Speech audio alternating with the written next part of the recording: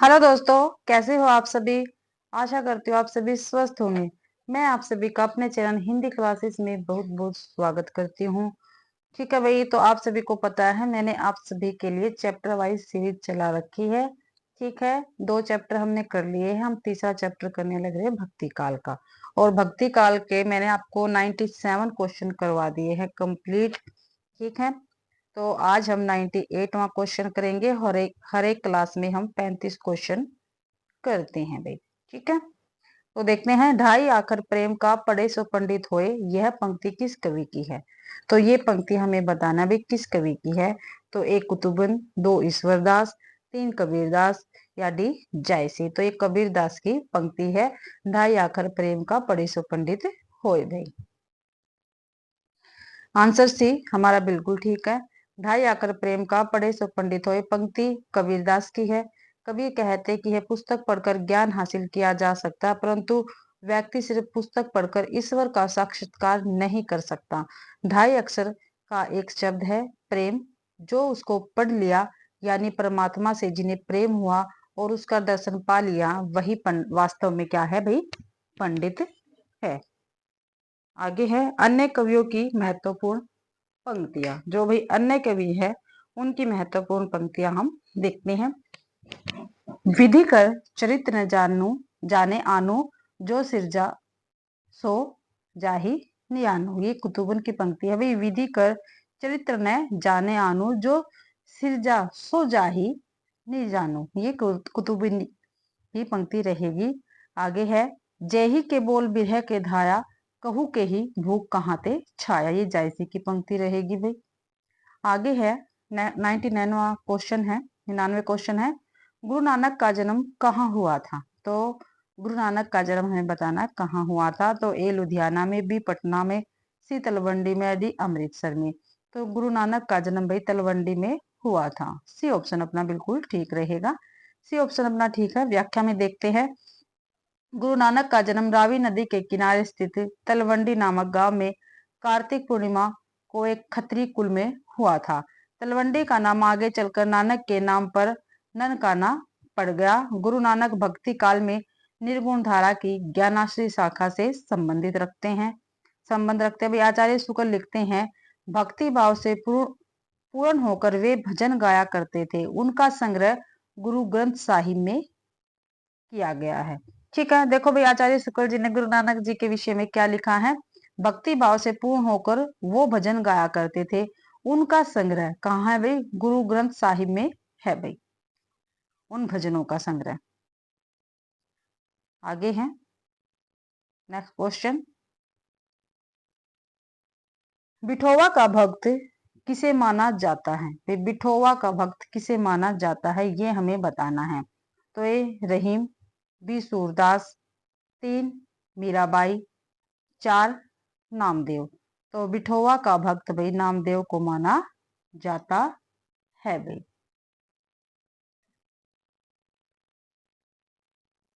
बिठोवा का भक्त नामदेव को माना जाता है। संत नामदेव बिठोवा खेचर को गुरु के रूप में स्वीकार किया था। जो भाई संत नामदेव थे उन्होंने जो बिठोवा खेचर थे उनको अपने गुरु के रूप में स्वीकार किया था।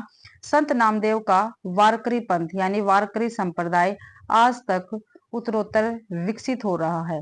मुखबाणी नामक पुस्तक में इनकी रचनाएं संकलित है।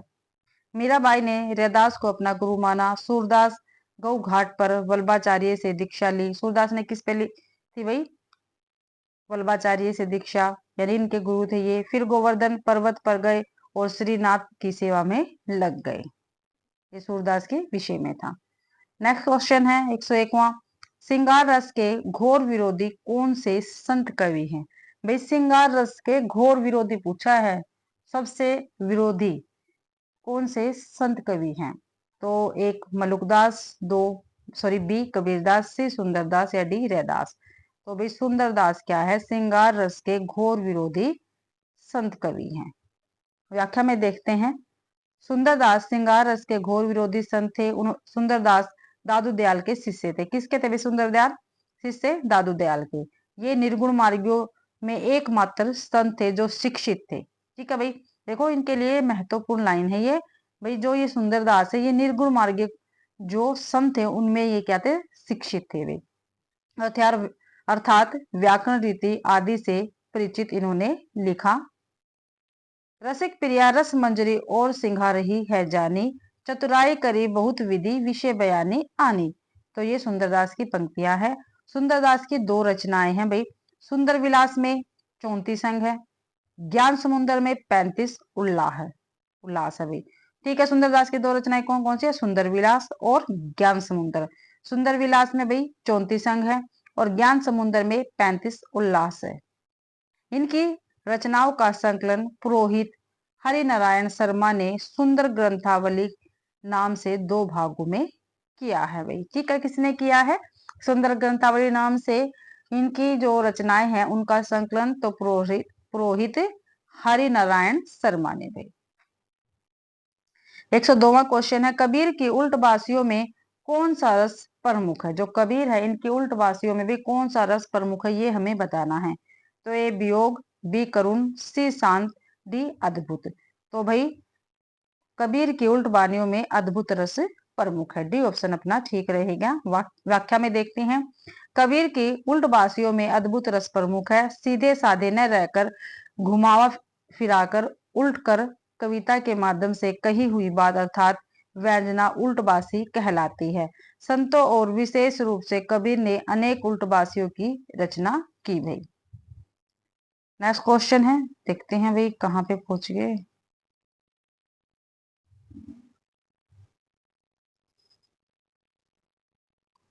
एक मिनट भाई, काफी नीचे आगे है भाई। 103वां क्वेश्चन है, मगहर और लोई से किस कवि का संबंध है। ठीक है, अभी मगहर और लोई से किस कवि का संबंध है ये हमें बताना। तो ए रहीम का, बी कबीर का, सी तुलसीदास का, डी सूरदास का। तो भाई कबीर दास का संबंध है मगहर और लोई से। देखते हैं, बी ऑप्शन ठीक है। व्याख्या में देखते हैं, मगहर और लोई से कबीर का संबंध है। कबीर की मृत्यु मगहर में हुई थी। कबीर की पत्नी का नाम लोई था। पुत्र पुत्री का नाम कमाल और कमाली था। कबीर की वाणी का संग्रह उनके शिष्य धर्मदास ने भी बीजक नाम से सन 1464 ईस्वी में किया था। बीजक के 3 भाग किए गए, रैमनी, शब्द और साखी। अच्छा, आचार्य हजारी प्रसाद द्विवेदी ने कबीर को भाषा का डिक्टेटर कहा है। ये काफी क्वेश्चन पेपर में पूछा जाता है भाई, भाषा का डिक्टेटर कबीर दास को किसने कहा। तो हजारी प्रसाद द्विवेदी ने कहा। घुमा फिराकर क्वेश्चन पूछ लिया जाता है। आचार्य रामचंद्र शुक्ल, इसमें कोई संदेह नहीं कि कबीर ने ठीक मौके पर जनता के इस बड़े भाग को संभाला जो नाथ पंथियों के प्रभाव से प्रेम भाव और भक्ति रस से शून्य शुष्क पड़ता जा रहा था। तो ये यहाँ से लेकर यहाँ तक रामचंद्र शुक्ल जी की पंक्तियां रहेगी भाई, पेपर में पूछी जा सकती है, महत्वपूर्ण पंक्ति है भाई। 104वां क्वेश्चन है, कबीर की पत्नी का नाम क्या था। ऊपर आ गया ना, तो एक रेवली, बी लोई, सी पाई या डी कमाली। तो बी ऑप्शन ठीक है, कबीर की पत्नी का नाम लोई था। यहाँ पे देखते हैं, कबीर की पत्नी का नाम लोई था। कबीर का लालन पालन नीरू नीमा नामक जुल्हा दंपति ने किया था। 2 संतान कमाल और कमाली थी कबीरदास की। कबीर की वाणी का संग्रह उनके शिष्य धर्मदास ने बीजक नाम से किया। और कब प्रकाशित हुआ, ये 1464 में किया भाई। ठीक है, बीजक के 3 भाग किए गए, साखी, शब्द और रमेनी।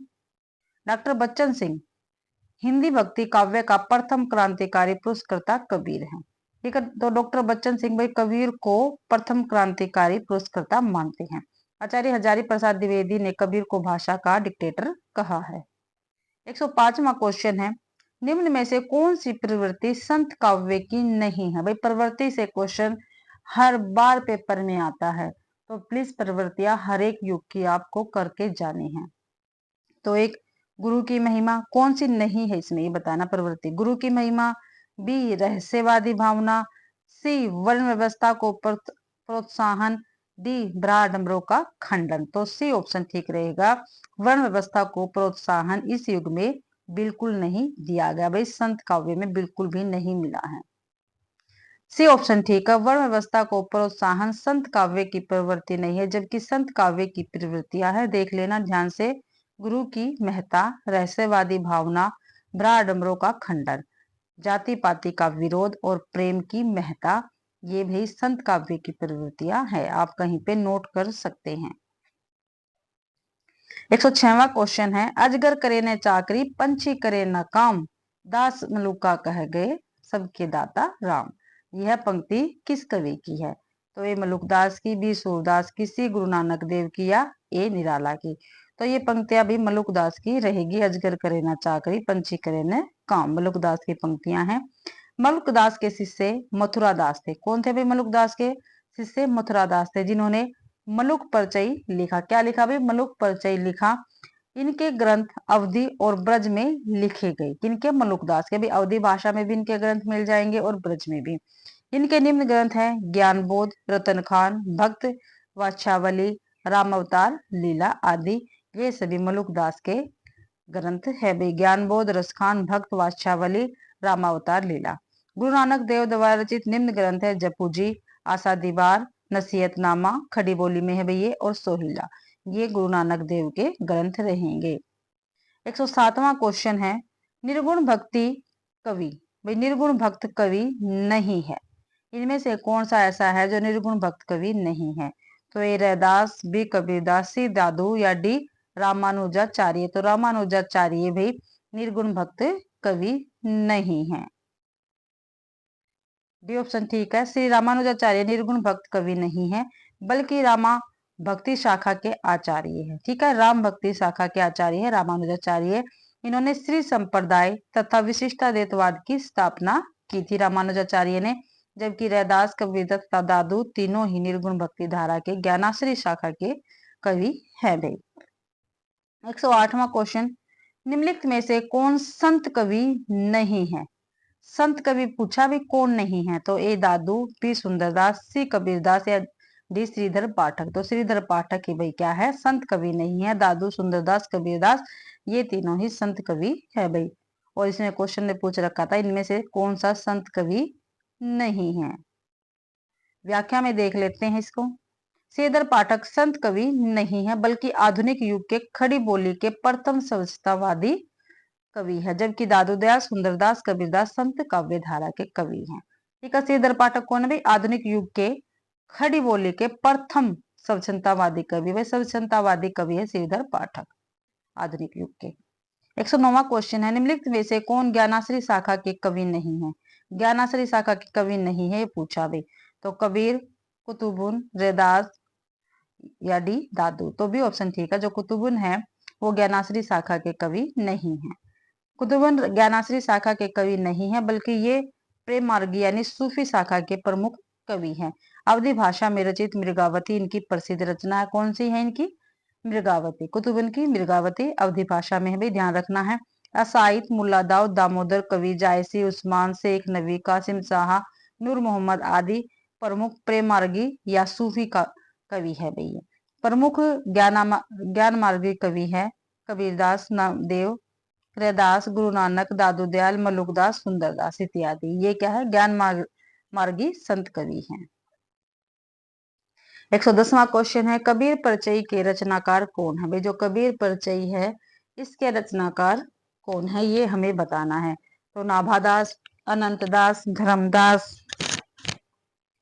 सुंदरदास।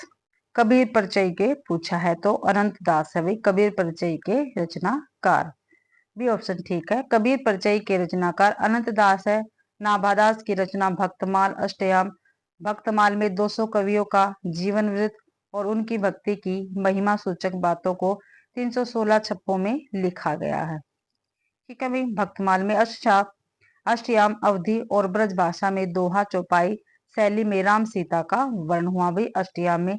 सुंदरदास की रचना ज्ञान समुद्र और सुंदर विलास है भाई, ये ऊपर आई हुई है। अनंतदास की कौन सी? कबीर परिचय। नाभादास की रचना भक्तमाल है और अष्टयाम है। ठीक है, भक्तमाल में काफी महत्वपूर्ण लाइन है ये। 200 कवियों का जीवन वृत्त है और उनकी भक्ति की महिमा सूचक बातों को 316 छप्पों में लिखा गया, ये आपको ध्यान रखना है। अष्टयाम ये भी नाभादास की है। अष्टयाम जो है ये अवधि और ब्रज भाषा में ही इनके दोहा चौपाई है। ठीक है, और राम सीता का इसमें वर्ण किया गया। सुंदरदास की रचना ज्ञान समुद्र और सुंदर विलास रहेगी। 111वां क्वेश्चन है, निरंजनी संप्रदाय के प्रवर्तक कवि कौन है? जो निरंजनी संप्रदाय है इसके प्रवर्तक कवि कौन है भाई, ये हमें बताना है। तो A option Dadu Dayal, B option Haridas, C option Garibdas या डी ऑप्शन सुंदर दास भाई। निरंजनी संप्रदाय के प्रवर्तक है हरिदास भाई, बी ऑप्शन अपना ठीक रहेगा। व्याख्या में देखते हैं, निरंजनी संप्रदाय के प्रवर्तक कवि हरिदास हैं। स्वामी हरिदास ने वृंदावन में निम्बार्क मतांतर्गत सखी संप्रदाय या टट्टी संप्रदाय की स्थापना की। अकबर के दरबारी कवि तानसेन स्वामी हरिदास के शिष्य थे। ठीक है भाई, जो तानसेन थे वो भी स्वामी हरिदास के शिष्य थे। इनके द्वारा रचित ग्रंथ है सिद्धांत के पद और केली माल। ठीक है, किसके? ये हरिदास जी के ग्रंथ है सिद्धांत के पद और केली माल भाई। 112वां क्वेश्चन है, दोहा चौपाई में लिखित पदों को क्या कहते हैं? दोहा चौपाई में लिखित पदों को भाई क्या कहा जाता है, ये हमें बताना। तो ए रेमनी, बी पद, सी बावनी या डी साखी। तो रेमनी कहा जाता है दोहा चौपाई में लिखित पदों को। दोहा चौपाई में लिखित पदों को रेमनी कहा जाता है। ध्यातव्य है कि कबीरदास के बीजक में साखी शब्द एवं रेमनी नामक 3 कोटि की रचनाएं हैं। इनका वर्ण है साखी है, दोहा छंद में शब्द है, गे पदों में रेमनी है, दोहा और चौपाई छंद में भी।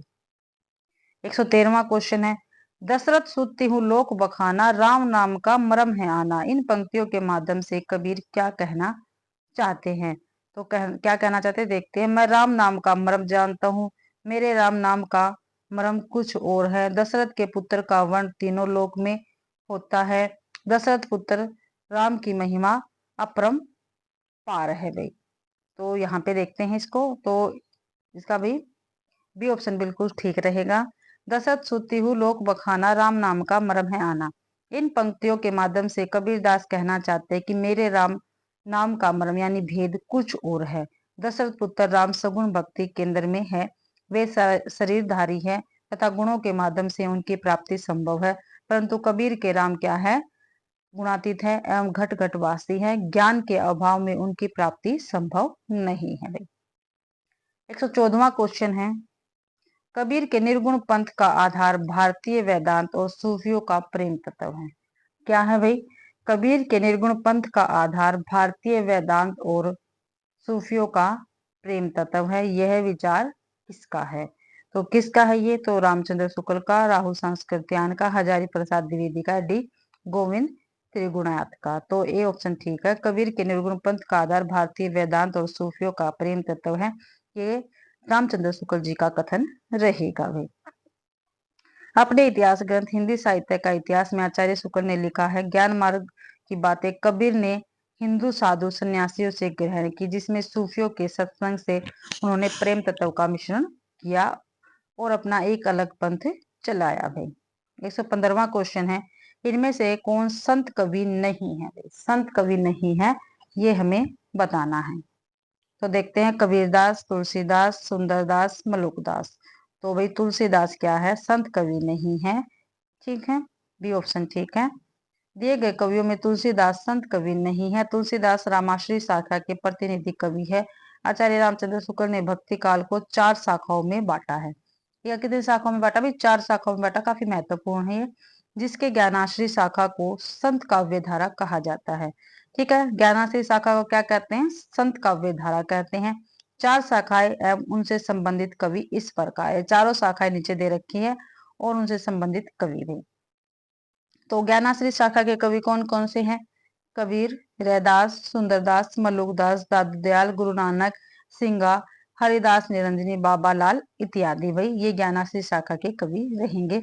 प्रेमाश्री शाखा के कवि मलिक मोहम्मद जायसी, कुतुबुद्दीन मंजन, नूर मोहम्मद उस्मान, असाइद, मुल्ला दाऊद शेख, नबी कासिम शाह इत्यादि। भाई रामाश्री शाखा के कवि रंगनाथ मुनि, रामानुजाचार्य, रामानंद, राघवानंद, तिलहदास, अगरदास, नाभादास, विष्णु स्वामी, गोस्वामी, तुलसीदास, केशवदास, सेनापति, प्राणचंद चौहान, ये रामाश्री शाखा के कवि रहेंगे। ठीक है, काफी महत्वपूर्ण, प्लीज आप इनको, ये क्रम से है, क्रम से इनको याद करना। ज्ञानाश्री सॉरी कृष्णाश्री शाखा के निम्बारकाचार्य, श्री भट्ट, वल्लभाचार्य, विठलनाथ, कुंभनदास, सूरदास, परमानंदास, कृष्णदास, गोविंद स्वामी, चित स्वामी, चतुर्बुदास, नंदास, हरिदास, चैतन्य महाप्रभु, हित हरिवंश, मीराबाई, रसखान आदि ये कृष्ण कृष्णाश्री शाखा के कवि रहेंगे। 16वां क्वेश्चन है, सही कालक्रम वाले वर्ग को चिन्हित कीजिए। तो कबीर, सूर, तुलसी, जायसी। ठीक है भाई, तो देखो कबीर तो सबसे पहले आएंगे, इसलिए ये दोनों, इसलिए ये कट गए भाई। ठीक है, तो उसके बाद भाई, इसके बाद फिर जायसी आना चाहिए था, कबीर के बाद जायसी आना चाहिए था। ठीक है, 1492 में जन्म हुआ, इसलिए वही सूरदास है।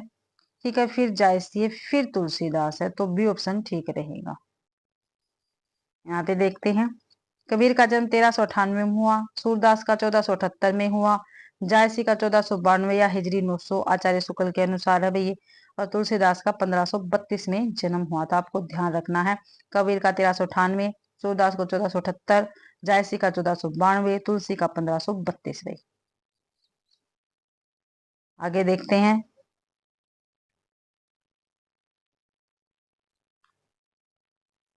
इनमें से किस मध्यकालीन संत भक्त कवि को राजस्थान से संबंधित नहीं है। भाई राजस्थान से किसका संबंध नहीं है, ये हमें बताना है।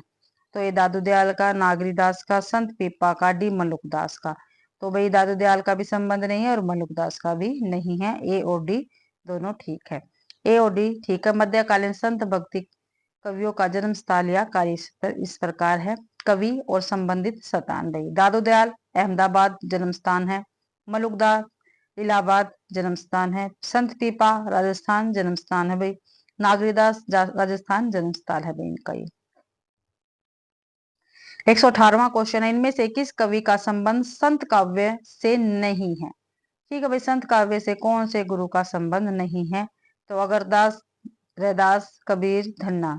तो अगरदास का संबंध भाई संत काव्य से नहीं है, ये ऑप्शन ठीक रहेगा। कबीरदास, रैदास तथा धन्ना आदि भक्ति काल निर्गुण धारा के ज्ञानाश्री शाखा के कवि है, जबकि अगरदास भक्ति काल के सगुण धारा के राम भक्ति शाखा के कवि है। मैंने ऊपर बताया था आपको। 109वां क्वेश्चन है, भाषा पर कबीर का जबरदस्त अधिकार था, वे वाणी के डिक्टेटर थे, उक्त कथन किस आलोचक का था। भाई किसने कहा है कबीरदास को वाणी का डिक्टेटर, घूम फिर के क्वेश्चन पूछा जा सकता है। रामचंद्र शुक्ल ने, राम कुमार वर्मा ने, परशुराम चतुर्वेदी ने, डी हजारी प्रसाद द्विवेदी ने। तो हजारी प्रसाद द्विवेदी ने का ये कथन रहेगा। भाषा पर कबीर का जबरदस्त अधिकार था, वे वाणी के डिक्टेटर थे, उक्त कथन आलोचक हजारी प्रसाद द्विवेदी का है। रामचंद्र शुक्ल ने कबीर की भाषा को क्या कहा भाई, सद्दुकड़ी कहा है। 120वां क्वेश्चन है, किस पंक्ति का संबंध उल्टवासी से है। ठीक है, इसमें से 4 पंक्तियां दे रखी है और उनमें से, सॉरी 5 पंक्तियां दे रखी है, उनमें से कौन सी ऐसी पंक्ति है जिसका संबंध उल्टवासी से है। तो ये, हम घर जलाए अपना लिया मुराड़ा हाथ, ये तो नहीं है। भक्ति द्वारा संकट राय 10वें भाई, ये भी नहीं है। यह तन जालो मती करू जो धुआ जाय जाय सुरंगे, भी नहीं है। कासे मुख औंधा कुआ पातले पनिहारी, ये है भाई। सतगुरु मारण बाण भरी, ये नहीं है भाई। तो डी ऑप्शन अपना ठीक रहेगा। देखते हैं व्याख्या में, कास के मुख औंधा कुआ पाताले पनिहारी। ठीक है, पंक्ति का शब्द क्या है, उल्टवासी है, संबंध उल्टवासी से है। उल्टवासी सीधे सीधे न कहकर घुमा फिराकर उल्ट कर कविता के माध्यम से कही हुई बात अथवा व्यंजनात्मक उल्टवासी कहलाती है। संतों में विशेष रूप से कबीर ने उल्टवासियों की रचना की। कबीर की वाणी का संग्रह उनके शिष्य धर्मदास ने बीजक नाम से सन 1464 में किया। इसके 3 भाग हुए, साखी, शब्द, रमेनी। कबीर को भाषा का डिक्टेटर अर्थात हजारी प्रसाद द्विवेदी ने कहा। ठीक है, कबीर की भाषा को श्याम सुंदर दास ने पंचमेल खिचड़ी कहा है। भाई पंचमेल खिचड़ी किसने कहा है, कबीर की भाषा को श्याम सुंदर दास ने। और रामचंद्र शुक्ल ने कबीर की भाषा को सद्दुकड़ी कहा है। वे पूछा जाता है ये। ठीक है, अलग अलग क्वेश्चन देके पूछ लिए जाते हैं। 121वां क्वेश्चन है, संत काव्य में शब्द से अभिप्राय है। भाई जो संत काव्य उसमें शब्द से क्या अभिप्राय है। तो ए दोहा छंद की रचना, बी संबोधन परक रचना, सी उपदेश प्रधान रचना, या डी खंडन प्रधान रचना, या ई गे पदों वाली रचना। तो गे पदों वाली रचना है भाई शब्द से अभिप्राय। संत काव्य में शब्द का अभिप्राय गे पदों वाली रचना है से है। शब्द का अर्थ शब्द होता है। धर्मदास ने कबीर की वाणी का संग्रह बीजक 1464 ईस्वी नाम से किया। बीजक के 3 भाग किए गए, रेमनी, शब्द और साखी। रेमनी का अर्थ है रामायण। यह चौपाई दोहा छंद में ब्रज भाषा और पूरी बोली में है। शब्द यानी शब्द गए पदों में ब्रज भाषा और पूर्वी बोली में है। साखी यानी साक्षी दोहा छंद में राजस्थानी पंजाबी मिली खड़ी बोली में है। कबीरदास की भाषा को आचार्य हजारी प्रसाद द्विवेदी ने, वाणी का डिक्टेटर रामचंद्र शुक्ल ने सद्दोकड़ी और श्याम सुंदर दास ने पंचमहल खिचड़ी कहा है। आप सभी को ये पक्के हो गए होंगे भाई, क्योंकि बार बार हम जब जितना भी अभ्यास करेंगे उससे हमारे क्वेश्चन मजबूत होते जाएंगे भाई। इसलिए मैंने आप सभी के लिए चैप्टर वाइज सीरीज चला रखी है। और आप ये भी देख सकते हो भाई ये क्वेश्चन किस किस पेपर में कितनी बार पूछा गया है, क्योंकि ये सभी पीवाईक्यू हैं। कबीर के काव्य की प्रमुख प्रवृत्ति डैश नहीं है भाई पूछा है। तो संबोधन परकता, खंडनात्मकता, बहुश्रुतता, त्रिविरानुभूति या शास्त्रानुमोदन। तो शास्त्रानुमोदन नहीं है, क्योंकि वो पढ़े लिखे नहीं थे भाई। ठीक है, ये ऑप्शन ठीक रहेगा अपना। व्याख्या में देख लेते हैं भाई। कबीर के काव्य की प्रमुख प्रवृत्ति शास्त्रानुमोदन नहीं है। कबीर के काव्य में संबोधन परकता, खंडनात्मकता, बहुश्रुतता, त्रिविरहानुभूति, सद्गुण महत्व, अवतारवाद विरोध, निर्गुण भक्ति आदि प्रवृत्तियां लक्षित होती है। 123वां क्वेश्चन है, निम्नलिखित में से कौन सा कथन असत्य है? तो निर्गुण भक्ति में विश्व आत्मा प्रभु के विश्वव्यापी अस्तित्व में आस्था प्रकट की गई है।